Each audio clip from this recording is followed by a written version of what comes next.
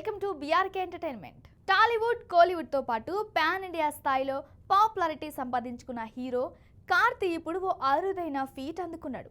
Indian cinema హిస్టరీలో sequels చేయడం మామూలే, కానీ ఓసారి కాదు, 2 సార్లు బ్యాక్ టు బ్యాక్ సీక్వెల్స్ చేసిన ఏకైక హీరోగా కార్తీ భారతదేశ సినీ చరిత్రలో హీరో కార్తీ అరుదైన ముద్ర వేశారు.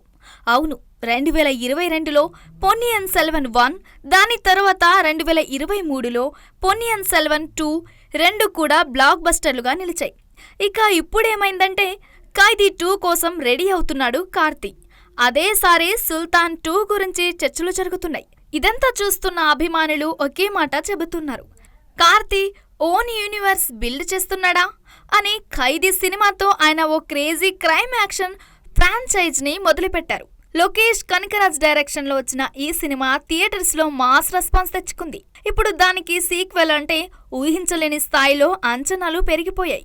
తమిళ స్టార్ హీరో కార్తీ డ్యూయల్ రోల్లో రాశి ఖన్నా, రజీషా హీరోయిన్స్ గా తెరకెక్కిన సినిమా సర్దార్. పిఎస్ మిత్రన్ దర్శకత్వంలో తెరకెక్కిన ఈ సినిమా పెద్ద హిట్ అయింది. స్పై, సస్పెన్స్ థ్రిల్లర్ జానర్ లో వచ్చిన ఈ సినిమా అందరినీ మెప్పించింది. ఈ సినిమాకి సీక్వెల్ కూడా ప్రకటించారు. 2020లో వచ్చిన సర్దార్ సినిమాకి కొనసాగింపుగా సర్దార్ 2 ప్లాన్ చేశారు.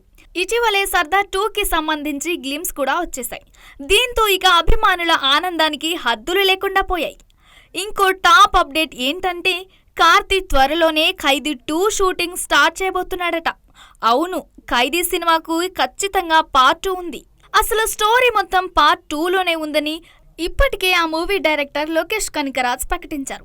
ఈ సినిమాకు సంబంధించి పోస్టర్, టీజర్ వచ్చిన రోజే సోషల్ మీడియా ఊగిపోవడం ఖాయం.